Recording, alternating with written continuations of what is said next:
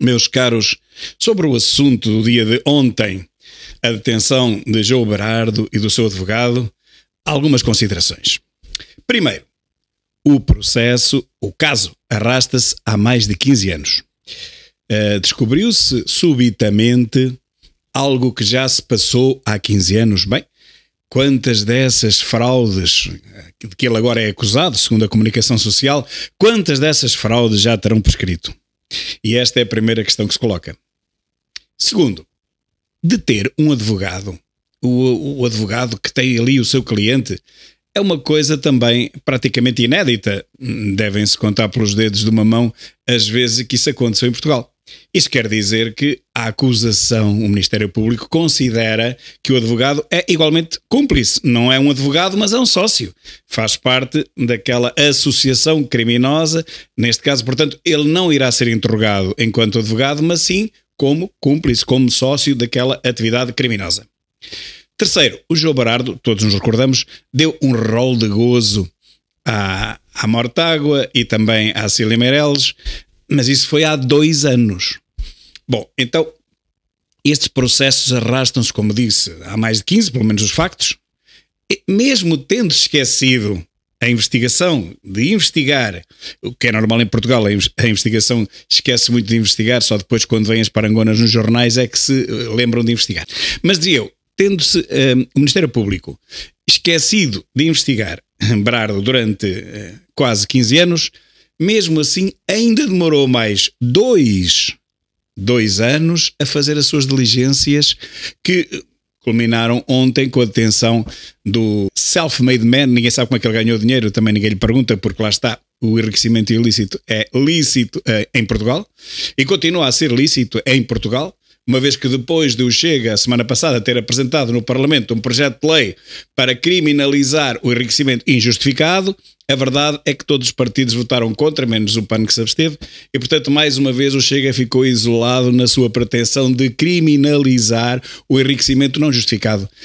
Portanto, neste momento, qualquer pessoa a quem apareçam 20 milhões, 30 milhões na conta, está perfeitamente segura, à vontade, salvaguardada, porque ninguém lhe vai perguntar como é que aquele dinheiro lhe apareceu na sua conta. E se alguém perguntar, a resposta é simples: descubra você. Você é que é pago para descobrir essas coisas. O seu ordenado vem daí. Portanto, eu não tenho nada que o ajudar a ganhar e a justificar o seu ordenado mensal.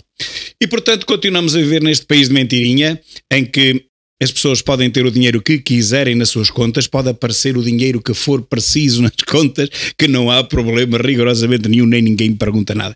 Recordo, por exemplo, que nos Estados Unidos da América as pessoas têm que justificar todo e qualquer cêntimo que recebam nas suas contas acima de um determinado valor. E esse valor é baixo. Esse valor é baixo, estamos a falar de donativos, transferências interfamiliares, acima de um determinado valor baixo, toda a gente tem que justificar como é que aquele dinheiro aparece na sua conta. Em Portugal não.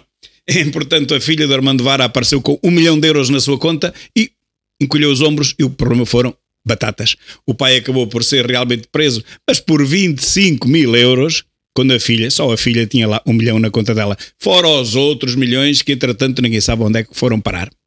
Bom, eu a este respeito, e para fechar este parênteses, mais uma vez digo que estou curioso para ver como é que o tribunal vai condenar José Sócrates, o engenheiro, por ter manuseado realmente milhões, sendo certo que nunca provará de onde é que veio esses milhões.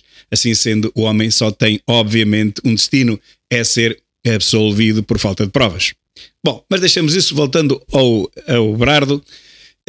Este processo seria, se chegasse ao fim, um mega processo como os outros, e portanto não chegará com certeza ao fim. Porquê? Porque ele envolve também o governador do banco, da época do Banco de Portugal, e as administrações dos bancos que com ele fizeram estes negócios, Caixa de Depósitos, Novo Banco, BPN, segundo a comunicação social. Bom, então o homem não está sozinho, o homem tem que ir acompanhado nesta acusação de alguns trutas colocados cirurgicamente no aparelho de Estado pelo Partido da Socialista, e é só por isso que eu tenho a certeza absoluta que este processo dará 0 bola. Primeiro, porque a maioria das burlas de que ele é acusado provavelmente já prescreveram. Já foi há 15 anos, já foi tudo embora. E segundo, porque Berardo iria arrastar consigo muita gente denomeada, gente que pensa que fica na história de Portugal, e se calhar fica, só que talvez não pelos motivos que pensaram e com que sonharam. Meus caros, neste país só a raia miúda é que é culpabilizada, toda a gente sabe isto. Não há ninguém do aparelho da socialista que seja culpabilizado por coisíssima nenhuma. E, portanto, nós vamos continuar a ter um cabrita a fugir com o rabo à seringa agora, neste caso do atropelamento do funcionário da Brisa, por mais rádios e televisões que lhe caiam em cima. Quem tem poder, meus caros, tem muita força. Eu bem sei que ele não vai aparecer mais. Eu bem sei que ele vai desaparecer completamente da política pela porta baixa. Mas isso não restitui a vida ao desgraçado que estava a trabalhar e que foi atropelado mortalmente por um carro que já sabe agora que vinha no lado esquerdo, a autoestrada estava perfeitamente sinalizada e que vinha a uma velocidade doida, como diz uma das testemunhas. Neste momento ainda ninguém disse nada disto, mas já toda a gente sabe. E, portanto, dando este exemplo do cabrita, que parece que nada tem a ver com a questão, mas tem a ver tudo, porque estamos a falar dos trutas da socialista que passam sempre incólumes entre os pingos da chuva, até Sócrates ficará. O único desgraçado que bateu com os ossos lá dentro foi mesmo o Vara e foi por uns tostões, nada pelo que foi acusado originalmente. Cabrita, Armando Vara, Sócrates, são exemplos de que a partir de um determinado nível, mesmo que o escândalo seja inacreditável, mesmo que seja ultrapasse as nossas fronteiras e seja a nível planetário, no final acontecerá zero. Aquilo que João Berardo disse há pouco, há 2 anos aliás, o melhor é darem-se às boas e receberem à maneira que eu quiser pagar. Friendly, como ele disse, porque sou para tribunal, nessa altura eu já cá não estarei, não é? Demora 20 anos, não é? Diz ele. Já cá não estarei. Bom, e assim vai Portugal, nesta terceira república podre, neste velho Estado velho. Dizíamos mal do Estado Novo, não era? Pois este já consegue ser bastante pior.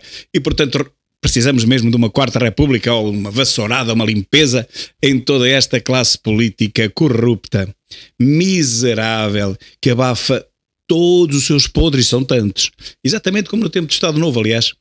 Precisamos urgentemente de uma higienização, de uma limpeza geral a uma nação que foi tão grande, tão próspera, importante no concerto das nações na Europa e até no mundo e que passados quase 900 anos é um paradigma do pior que se faz a nível da corrupção, do compadrio, do nepotismo, das cunhas, da ocultação até de crimes quando eles são realmente perpetrados por gente com uma certa ascendência politiqueira.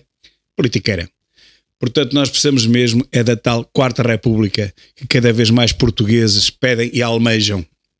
Uma Quarta República que limpe toda esta miséria, que enxameia os grandes partidos e a vida política do país. O país que mais decresce, que mais empobrece, que mais entristece em toda a Europa neste preciso momento. Portugal.